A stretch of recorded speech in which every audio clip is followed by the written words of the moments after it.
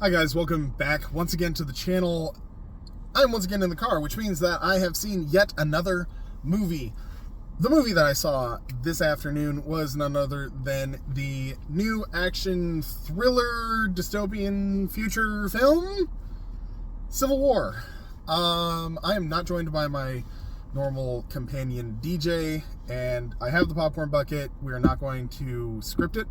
So I had to watch this movie alone because DJ apparently decided to have something called a life. Whatever that is. So, because I don't have one of those, I decided to go and see Civil War in the movie theater a little bit earlier than I normally go to the movies. So, kind of a fun experience. Overall, what did I think about Civil War 2024? I give the film a 7 out of 10. This film is really well done. The production value is really good. The visuals are all very well done. The acting is good. The sound design is excellent in a lot of the places. It kind of lacks in a couple of other places, but you can't expect perfection. The story is pretty compelling. A lot of the stuff in this movie is done very, very well. I did enjoy the film. It's mainly knocked off partly because of kind of like a complicated thing between the fact that it does really, really well with being vague, so that like anything, like it's very vague in like what caused the Civil War, so it focuses mainly just on the story, on the characters. It is not a very heavily political film as a result, which is really well done. That was one thing I was kind of worried about with this film, was that I was going to be like hugely political. But it does a really good job of like remaining relatively neutral. But at the same time, because of how neutral it is, there is almost no world building that you can really hang on. So you don't really get the sense of what is actually really going on in the world, which leaves things kind of confusing. So I had to knock like 3 points off just because of that. As good as this film is, it could have been explained a little bit better in the movie what is actually going on. It would have been more interesting, I think. So, 7 out of 10. Do I recommend seeing this movie in theaters? Yes, I do. This film has, like I said, excellent sound design, so you will actually get a benefit from going to the movie theater with the sound system and the full experience. And the visuals are really good, so, like seeing it on the big screen, it's not like blatant when they have like a whole bunch of CGI or anything like that. It seems to be shot fairly well. It feels very practical. They use a couple of sets, and it's kind of clear that's sets, but they do a good job with it. The one complaint I have in regards to the sets is that they use one of Hollywood's most overused sets, and if you've seen the trailer and you kind of pay attention, you know exactly which one I'm talking about. There is a scene, it's very quick, but there is a scene that takes place on a highway, and it's a dystopian highway with a curve on it. I believe it's in Georgia, actually, I think is where this set is, but the dystopian curve on the highway has been used in The Walking Dead, Zombieland, I believe it was even in War of the Worlds. But it has shown up like anytime that they're like, yo bro, we need to have a dystopian road trip and they gotta be on the highway. I know just the place, there's this curve. And they always film with this curve, and they go through the grass in the same place that everything else is. And it's kind of clear that they kind of tried to CG it so that you didn't see the very clear rut where literally every car that has ever been driving through the dystopian highway curve ends up driving. And it breaks a little bit because the next shot, it goes back and it's like very clearly there's a rut where literally dozens of cars have gone before in various Hollywood and TV show projects that need to have a dystopian highway. That's like my biggest gripe. Just, can we film it from a different angle? Could we maybe change some of the cars? Could we not do a dystopian curve highway scene? Can we have a little bit more of the straight roads? Let's change it up a little bit. It's my one complaint. Otherwise, the film's very good. I do recommend seeing it in theaters. So that is the spoiler-free section of this review. If you have stuck around this long, thank you so much for watching the spoiler-free section. Be sure to give us a like if you like this video. Let us know your thoughts in the comments below. Are you going to see Civil War 2024 in theaters, and how much are you looking forward to it? Otherwise, if you haven't already, please subscribe and share us with your friends. We are always doing new reviews every week, and we also try to put out new content in relation to entertainment, specifically movies and cinema. So without further ado, let's move into spoilers. Spoilers. Spoilers.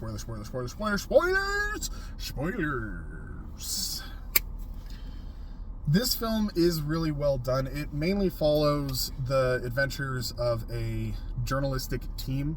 You have one guy who's like a column writer, journalist for, I think, the New York Times is what they say he kind of works for. As well as Kirsten Dunst, who is a famous wartime photographer.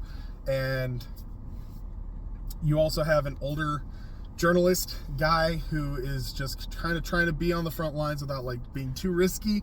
He's curious and he wants to be there when our male journalist columnist guy is on a mission to get an interview with the President of the United States before the war ends. They are joined by a young woman who idolizes Kirsten Dunst's character and as a result wants to also be a war photographer. They decide to go on a road trip from New York to Washington, D.C., but they kind of take a long way around in order to not go like directly to Washington, D.C., because they view that as kind of like a death sentence. They have shot people on sight, apparently. So what they're doing is they're going kind of a long way around to try to get like in the back way, I guess, to Washington, D.C. so they can have an interview with the President of the United States. And they're trying to get there before the war ends while also getting various shots and doing different things to show what's happening in the world as they're going about. Interesting premise. It follows really well. It shows a couple of really good scenes. Like obviously there's a couple of highlights in it where they show kind of like a protest in New York City that goes wrong because a suicide bomber comes in and tries to blow everybody up. They run into a resistance force somewhere in the East Coast and they're just dressed in civilian clothes fighting against federal troops. So they follow them around and take shots and stuff like that. So that's an interesting scene for sure. They end up running into Jesse Plemons' character. Jesse Plemons in the trailer is the guy who's wearing like the red sunglasses and he asks the question, what kind of American are you? That scene is super duper unsettling. Like the tension is very, very high. There's very little music score and stuff like that going on, and literally like they like bumped up the volume of the gunshots because they are singular gunshots high, and it works to perfection. It is a super tense scene and crazy high tension. Oh, very good scene. I almost would say that it needed to be a little bit longer, but at the same time, it was just like, perfect. They continue on. Eventually, they run into the Western forces, and the Western forces, when they get there, are actually on their final invasion of Washington, D.C.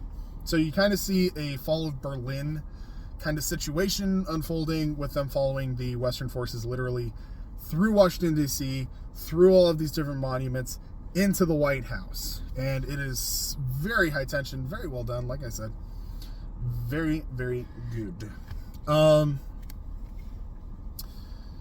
The film ends with the Western forces actually finding Nick Offerman, who is the president of like the federal troops. And they get him in the Oval Office. They have a very abrupt, like one line is said between the journalist and the president, and they kill him. That is the end of the film. Sorry. Spoilers. Why did I knock 3 points off of it? So this film could have been highly political, and it would have been awful if it was political, because it would have had to take a stance and be like, because of how divided the country has kind of been lately politically, you'd have offended somebody. And I was kind of afraid it was going to be one of those political pieces where it was just like, this specific candidate is who this is based off of, but they did actually a pretty good job of remaining relatively neutral as far as like political messaging and stuff like that. So I have to give kudos in that regards. The film doesn't take place in our world, really. Like, it looks a lot like our world, but it really isn't. It is kind of a odd, branched off timeline.